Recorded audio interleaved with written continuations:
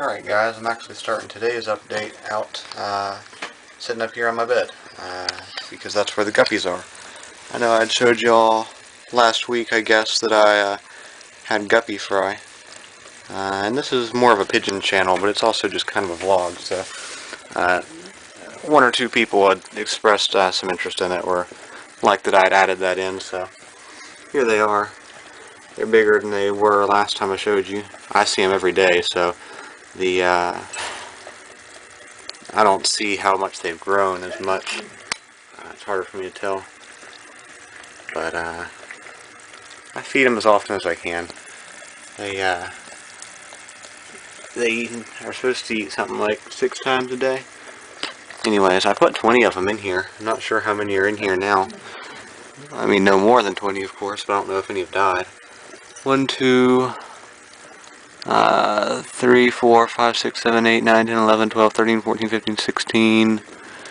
I see at least 16 right there, so I don't know. I've caught more than enough of them.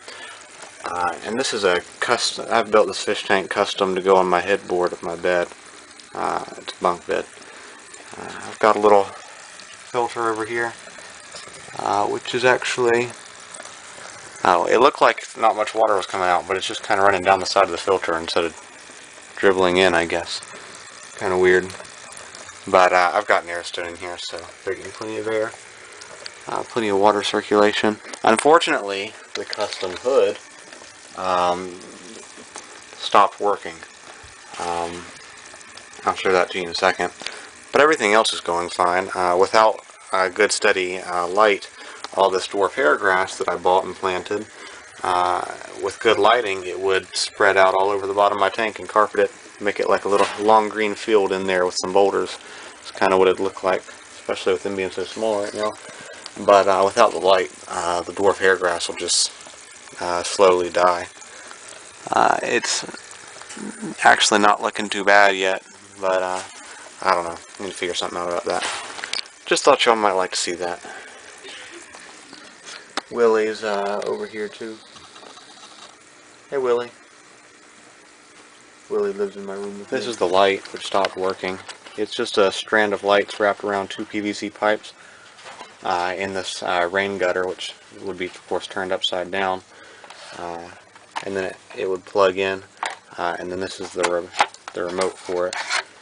And I really like it, but evidently these strands were just wrapped too tight and it began to break. Actually, one of these PVC pipes had gotten soft and started to bend, and I had to replace it. Well, it was this one I had to replace. And when I rewound it, I put duct tape over all the broken pieces, which of course the light doesn't really shine through the duct tape, but they were bright enough. It wasn't a huge deal, but they've continued to break more and let water get in there, and they've stopped working, so I'm not sure where to go from there. I'll figure something out, I guess. The guppies themselves are doing okay, though. They're pretty healthy. These right here are guppies. In fact, this bigger one right here, right there, that's actually the mom of the others. I just threw in this algae wafer for my little auto catfish, which is right there. But the guppies are kind of attacking it, so that's fine though. But there's a male. That black one there is a male. Its tail got ripped up by the betta fish in here. But yeah, so those are guppies if you don't already know what they are. So I'll have more of those soon. Alright, so now we're out here with the pigeons. Today is May the 14th. It's Sunday. It's Mother's Day today, so happy Mother's Day to any mothers watching, though actually YouTube records or keeps track of who watches what videos, and I can actually go on there, and it turns out that most of my viewers are guys. The vast majority of them are guys, actually. So they got a pie chart, and then it's got this one little sliver for the girls, and then the rest of it's all guys. So but maybe there's some moms watching, I don't know. I got a lot of moms out here. Only one mom in here. She's only got one living offspring, actually. Genetically, she's not a very good mom, and her babies have not done that well. She herself takes good care of them, though. So I haven't fed them today. They've still got water, but I went ahead before I even came over here and turned the water hose on, so I'll refill their waters. I'll probably give baths today. So you can see what I meant about Bentley looking kind of rough. That's just because he's molting. Charles the same way, except Charles molted out all his tail feathers. It doesn't usually happen, but it did. See, this guy right here, he's not molting too much yet. That's actually one I raised.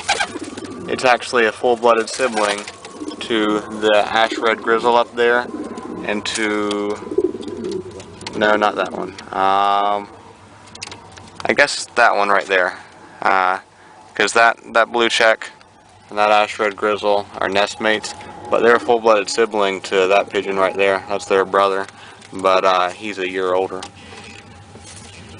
So I don't know, just kind of thought about that. Charles looks awfully funny with no tail though. Wonder how long it'll take before they come back in. Honestly, I'm not even sure. Let's see if I can even see any growing back in yet. Yeah, I don't even see any growing back in yet. So that's kind of weird. Yeah, I do. Nope. Oh, that's interesting. Actually, that's really interesting. They didn't all molt out. They're broken. Hopefully this will focus. If I kind of move these feathers out of the way, these hard parts right here, I thought that those were the feathers coming back, but they're not. It's the old ones. They're actually broken. And there's a pretty simple solution to this, which actually goes hand in hand. Hopefully you can see me. Which actually goes hand in hand on a comment that on a video today. I don't remember who left the comment. I don't have my smartphone in my back pocket, so I can't pull it out. But they said that you should never pull feathers from the pigeons, that it can hurt them, and it can cause them to bleed out, and mess up their molts. And that's kind of true in that I'm sure that it does mess up their molt temporarily, so I've seen the long-term effects. Anyways, I'm not going to try and tell y'all whether it's right or wrong to pull out feathers or not. I'm just going to tell you from my personal experience. It doesn't seem to cause them any pain, and sometimes seems helpful. So here's what I'm going to do. Because these broken tail feathers are not going to grow in until they finally molt out, and I think you'd probably rather have a tail. So what I'm just going to do is grab them and pull one out. Now you see that's all that was left. I don't know why they broke. I don't know if y'all were paying attention, but he had no reaction to me pulling that out whatsoever. But yeah, I don't know. It broke real close there. Some of that fluffiness is another feather. I accidentally pulled out a little fluffy feather. But that's what was left in there. Oh, a door's blowing open. I don't want them feeling like things fly out. But anyway, so that's what was left. Now that I've pulled it out, it should grow back. Of course, I'll do that to the rest of them. Of course, I'm also going to check and make sure that I'm pulling out an old feather. You never want to pull out a blood feather that's growing. So anyways, you see he's kind of getting a little bit bored with me holding him, but he's not having any reaction like I'm hurting him or anything. So again, don't want to pull out any blood feathers, so I'm making sure that what I'm pulling are broken bits of big tail feathers.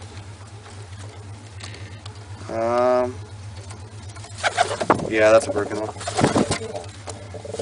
Yep. So see, if this was a feather that was still growing, that was still in the blood, you wouldn't see that hard point there. It would actually be really soft. And I imagine that pulling those feathers when they're still growing probably would cause pain, but pulling these out doesn't. Yeah, so you can see it's just that hard point there. If it was still growing, that would be soft and flat. So let's see, here's another one. Just got to get a hold of it. There we go. So see, that one was harder to pull out, but he still didn't have a reaction to it. Just looking him over. Yeah, that's fine. See, if you pull out one that's still growing, you can, and actually it looks like there are a lot of these that are just broken. I'm wondering how he did that, why that happened. Anyways, let's see. Now see, Hopefully the camera's still recording. Yeah, it's 6 minutes. Hopefully you can see these little dark blue feathers right here. Those are feathers that he shed and are growing in. To pull those out would actually damage the shaft. So, let's see.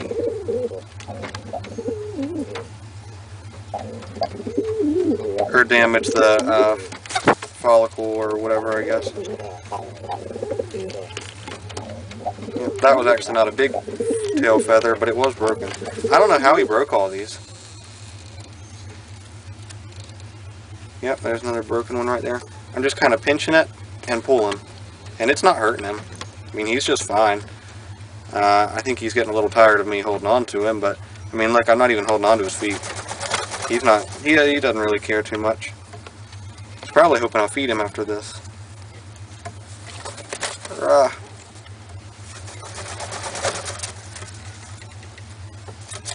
They've broken off so close. It's hard to get a hold of them. Man, this one's really close. So look at how much was left of this thing. I mean, that's all that was there. I don't know how he broke them like that. This is actually taking longer than I thought. I'm not going to make you all watch all this. Alright guys, so now we're all done with that. Again, Willie looked, not Willie, Charles looks terrible just because he is molting.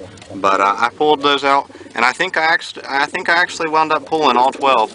There might have only been 10. He might have molted 2 out, but there weren't any new feathers growing yet. But I mean, you saw some of them were, only that long. There's only, that much feather sticking out of the skin I had to grab onto to pull out. But you also saw he didn't have much reaction to it. He was not particularly appreciating being held onto, but Charles is a pretty tame pigeon, so he didn't even mind that too much. But yeah, so I mean, I'm not him. I can't feel what he feels, but I feel fairly sure that if I was causing him pain, he would have had a lot more of a reaction to me pulling 12 feathers out of his butt. But we'll keep a check on that, and it usually only takes a couple of weeks for a feather to grow in, but when you pull out a bunch of them like that, it takes longer. Just from personal experience, if you pull out a bunch of larger feathers like that, it usually takes somewhere around a month and a half for them all to grow back.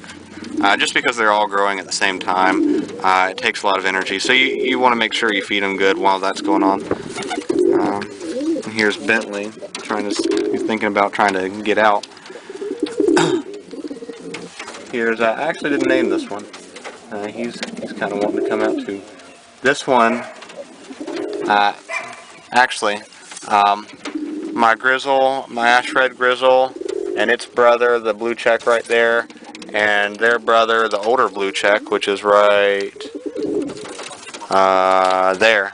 They are actually aunts and uncles to, right, I'm trying to think, because so this is either their niece or nephew. I don't know, it's just kind of funny to think about it that way.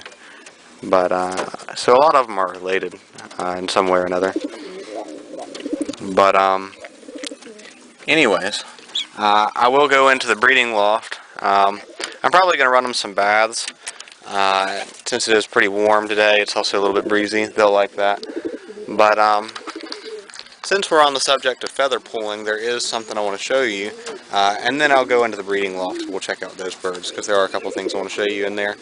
Now that I've got as many pigeons as I do, it does seem like there's typically something to show you every day. Alright guys, so now we're down here at the breeding loft, not breeding loft, my kind of spare cock loft is kind of what it is at the moment. And here's the pigeon I want to show you. This is Steve. Now, started pulling out his flight feathers for a reason which I'll explain in a moment. But he was too young when I did it. He was kind of like just weaned. His feathers weren't completely done growing yet, which I didn't really realize. Come here, Steve. Let me set the camera up here. I guess now it's kind of tilted back. I'll fix it. Bring it over here. Anyway, so he was still kind of young, and his feathers were still growing in. I didn't really realize it at first, and as a result, this is his wing now. I started on this wing. Now this feather right here is just broken. He managed to break that one. But you see his wing it should be longer. And if I do his other wing, oh, stop it. I did it, there should be one more feather right here that doesn't grow in. Now, the reason, and you can see some of his feathers have come in white. The reason being is just because they were still young and growing, they were not fully developed. See the outer sides. Steve's getting kind of upset with me. I'm going to put him back. All right. So anyways, so the outer part of the feather was fully grown and hard, but the point of it that's inside his wing was still not done growing, still soft and attached better. Pigeons' feathers are actually attached to them a bit more loosely than most birds, and that's why a lot of times you'll see a hawk will hit a pigeon and it'll just be like there's an explosion of feathers. Pigeons and doves are that way. If you are someone who's hunted pigeons and doves, then you'll have shot them, and you'll know what I mean about the just explosion of feathers, which you don't see as much with other birds. I mean, you still see it, but not as much because they're attached more loosely than other birds, which is part of the reason I don't think it causes them pain. I mean, it doesn't appear to cause them any pain. So anyways, and I actually did pull the rest of them a couple weeks later after they were grown, and you can see the ones that I pulled came back white. That's actually a little more common than I realized at the time. Sometimes when you pull birds' flight feathers, they'll come back white.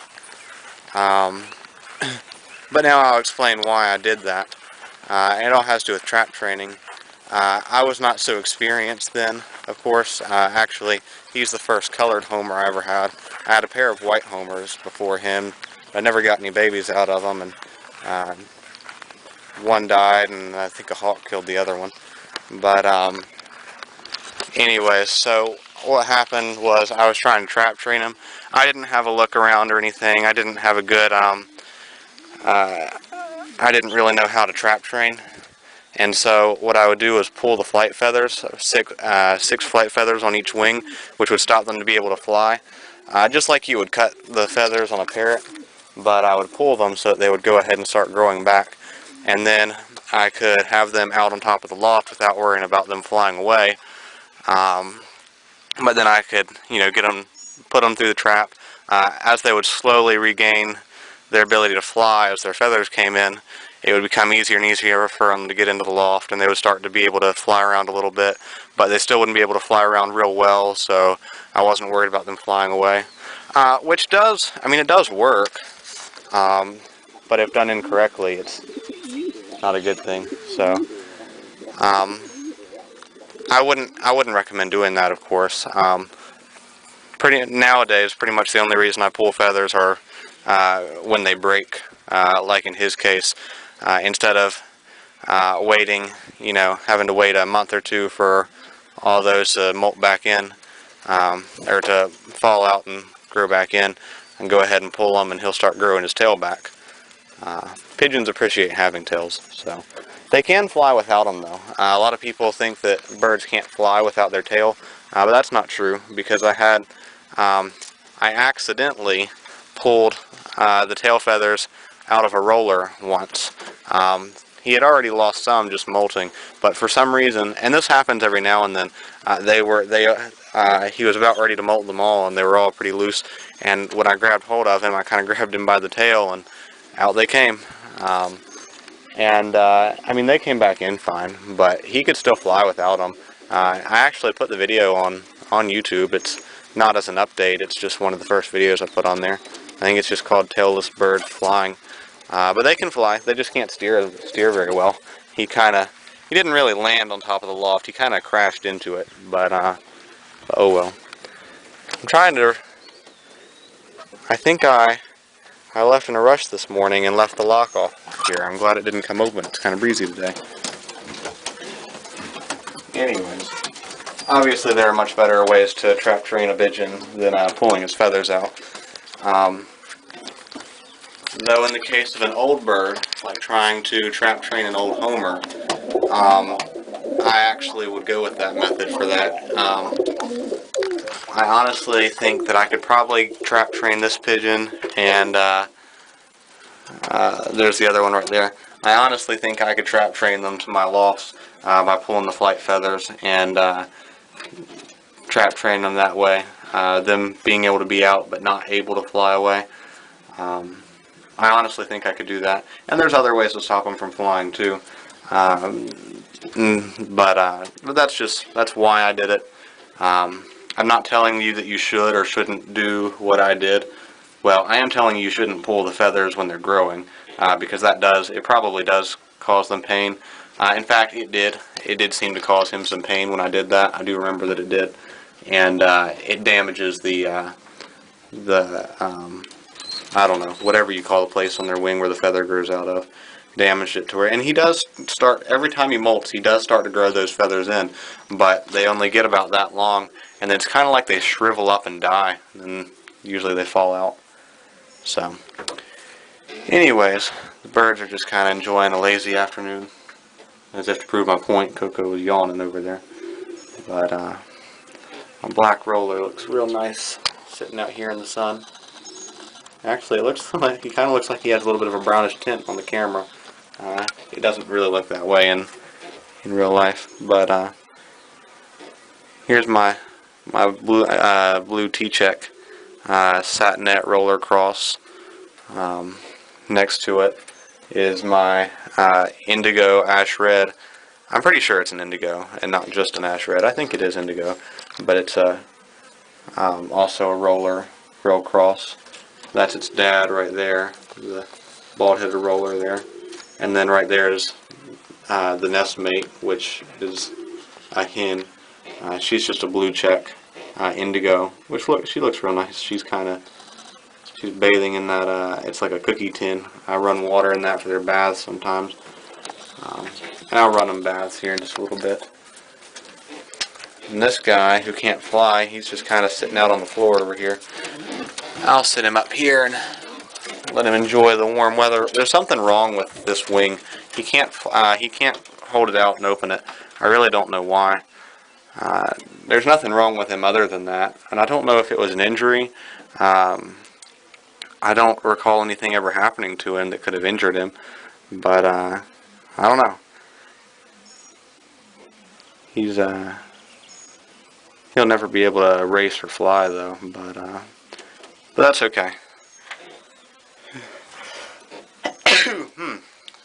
Sorry, and sneeze. Alright, so then I was expecting their eggs to hatch, and so far they don't seem to have hatched. No.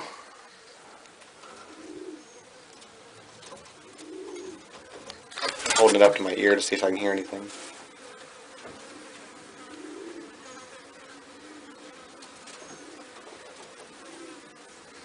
Kind of hard to tell. There's like houseflies buzzing all around here. Anyways, check the other egg. I thought I could hear something in there.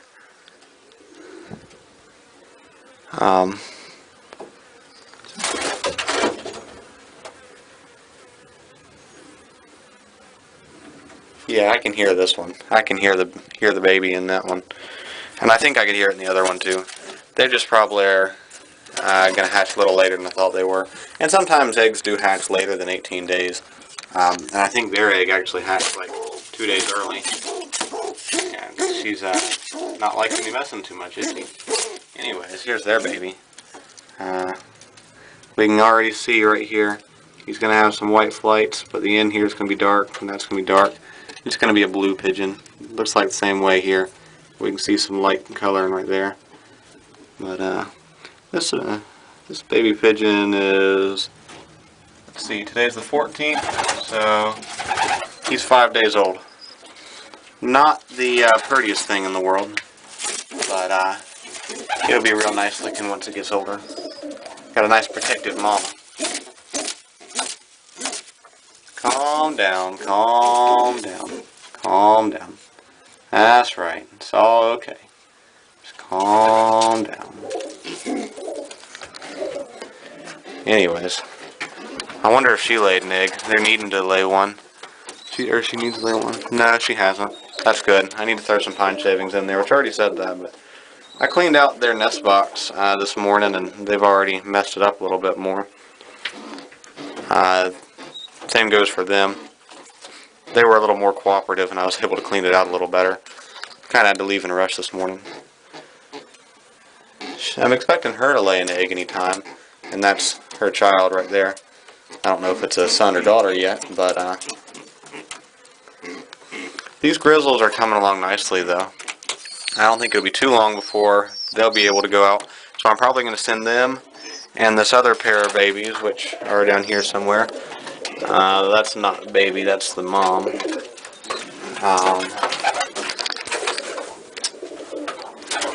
Here's one of them. Here's the black baby. Anyways, they're coming along nicely. I think I'll be able to send all four of them out at the same time. It doesn't like me very much. It got its dad's spirit.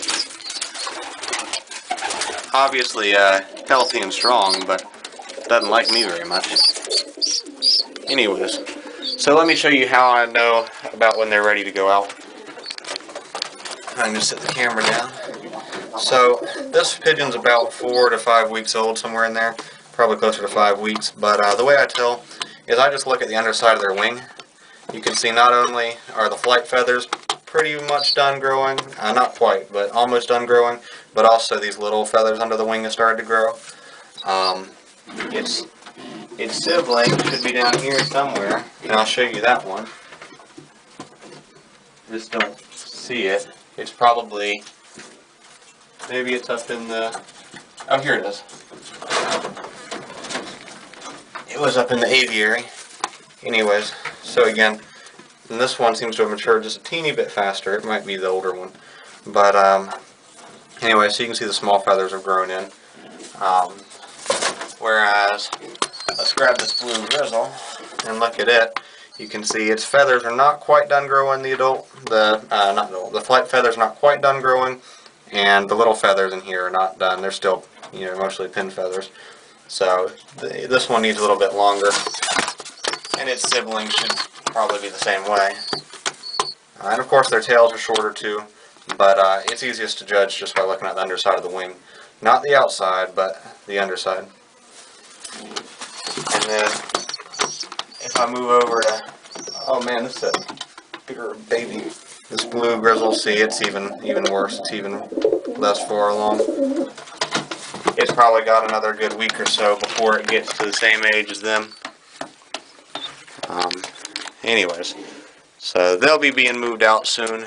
I could go ahead and move this pair. There's the blue bar right there, and the black one. Where'd the black one go? Here it is. Come here. Like I said, this one really got its. I can see its dad in it. It looks like its mom because it's black, but personality-wise, it is all its dad. Anyways, come enjoy the sunshine, little one. I'm going to run you a bath in just a minute. You'll like that. But, the satinets are doing fine. They seem to have paired up. She actually laid an egg, but it was probably either infertile or had been fertilized by the cock that she was mated to last time. So I just threw it out. She'll lay one more, and I'll throw it out too. They haven't been incubated yet. I don't throw out growing eggs. And whether you should throw out eggs that have been eggs at all is everyone has an opinion on that. But I don't normally do it. But I did throw out. All I need are the more satinets. I don't need any more of the crosses right now. I've already got 4, 5 if you include Willie, and then those should make 6 or 7. Not counting my chickens or my pigeons before they hatch, but but probably everything will go just fine with those. I'm expecting them to lay an egg again soon, but I don't think they have yet. No, nothing in there. April's a feisty little one, and he's going to completely prove me wrong and just let me pet him. Come on, you love to attack me. Come at me, little guy. April's a mean little pigeon. Beauty, though. Anyways, here's his baby, which I keep having to pick up off the floor because it keeps going down onto the floor. Anyway, so it's going to have white wings. It's going to have a lot of white to it, but it's also a blue grizzle. So, nice looking little feller. This guy's getting along with his molt. Come here.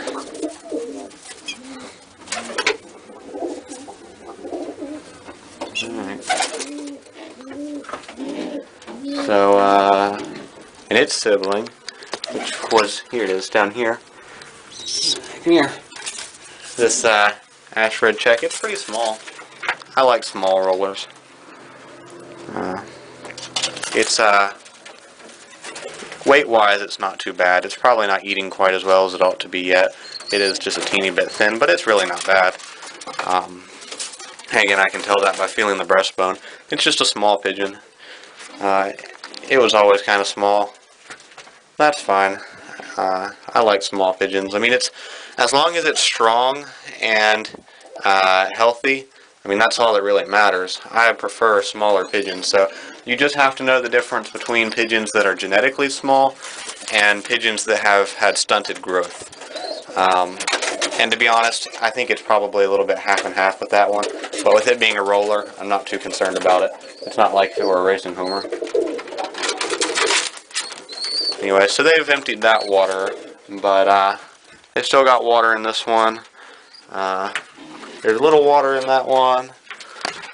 A little bit of water in that one. But like I said, I already turned on the hose. I'll fill all of them up. They've still got water. They go through it so slowly, I probably won't bother to refill theirs today. But I'll let them out, enjoy a little time. There's no spare cocks or hens in here except for babies, so I'm not worried about them trying to flirt with anyone else. Especially now that it seems they have paired up.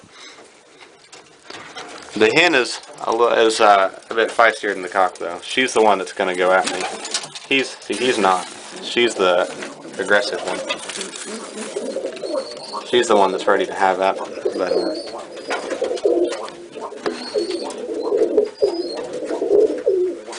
anyways, I'm gonna fill up waters and then I'll let y'all see them bathing. I enjoy watching them bathe. So, all right. So waters have been refilled, and I ran them some bath water, and they're all stuffing themselves in there.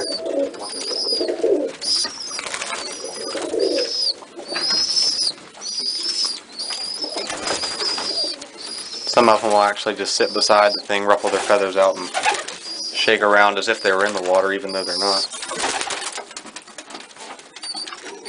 But they enjoy it. I'm actually going to sit these guys over here in hopes that they'll bathe a little bit. They're kind of dirty, so it'd be a good thing for them to do. But they may not. Stick him in there. And there he goes. There goes that one. Got something stuck to the leg. They seem to have very little interest in it. I'll just stick them back. They'll probably be able to fly around the loft in a week. A little less than that, probably. Here goes that little red check.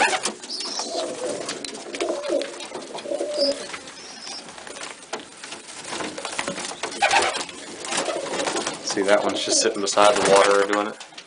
He's not even wet.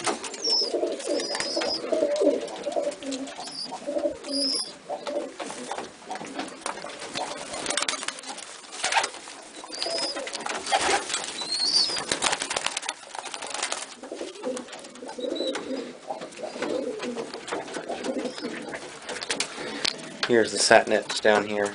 I really let them out so that they could come bathe if they wanted to. Then I'll put them away.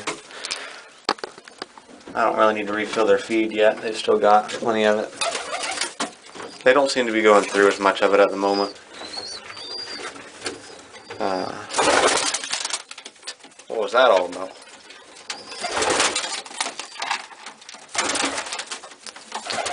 You're not supposed to be in there. The satinet may come kick you out of there.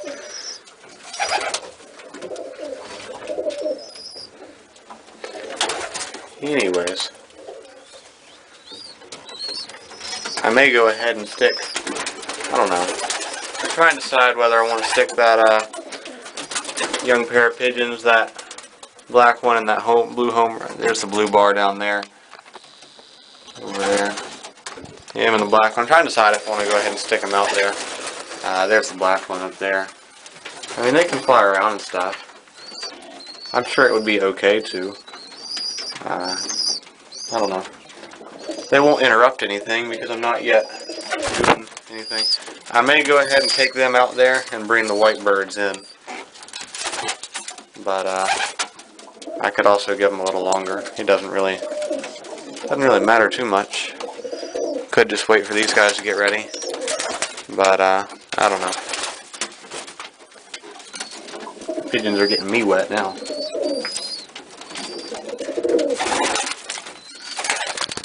I'll probably do that. I'll probably go ahead and stick the black and the blue bar out there.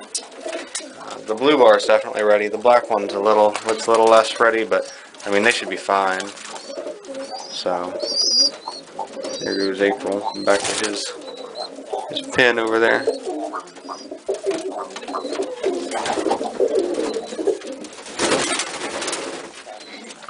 Anyways, that's probably what I'll do. Alright, I just brought the black one out. I can see that white homer up there. That's the cock right there. You can see he's kind of bellowing and groaning. You can see his prop. And that one's the hen. I'm not sure who is which exactly, the band number wise, but I do believe one's a cock and one's a hen, and they've paired up. So I'll move them to the breeding loft now. I'll grab one of them, take it into the breeding loft with me, grab the blue bar sibling to that one, and then take the other white one in there. Just got to get my bucket to stand on because I'm a short person. Here's the cock. He came pretty quietly, and his band number, which is kind of turned now, is 210. But anyways, let him go. Spot's looking all like a drowned rat or something. Grab this blue bar. Come here. Yeah. I can get a hold of him. There we go. Grab him. And then we'll take him over and grab the other one. And its band number is, I don't know. I just looked at it and already forgot. I forget numbers real easy. But it's a 4-digit number, so I'll just remember the hen has the longer number. But there's her mate up there. So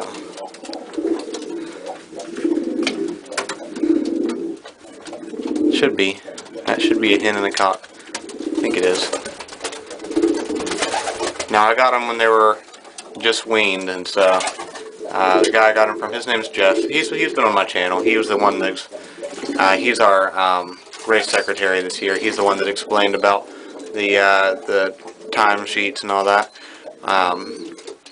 But he gave them to me, so of course he didn't know what they were when he gave them to me.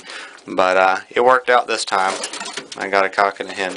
And again, they're not nest mates. They're unrelated. So should have no problems with breeding them. Of course, two pigeons is not a very good starting point for a line, but hopefully I'll be getting some more white birds from him. I'll just probably have to wait till like October or sometime around then. Yeah. He was pretty big compared to that little roller that he decided to beat up. They'll get used to being in here and they won't really have any problems. You can see that should be hen, and it's kind of flying around, and it was kind of making some noises and chasing them, but it's not really spinning around. I mean, it did just make a circle, but that wasn't spinning around cooing kind of circle. It just walked to the end of the thing and turned around. So I expect to get eggs from them, hopefully before too much longer. I may put doors on this nest box and pin them in there. But we'll see. Hello down there. You enjoying that nest ball? Coco and Swift made a nest down there, so if they lay their eggs down there, then once I move these guys out, I'll probably stick the white birds in there and try and get them to take that as their nest. But I'll have to keep a close eye on them. There is always, you know, some danger in putting a new pair of pigeons or even just a pigeon into a loft when it's an adult. They could decide they want this nest box and that these guys are intruders and kick these guys out.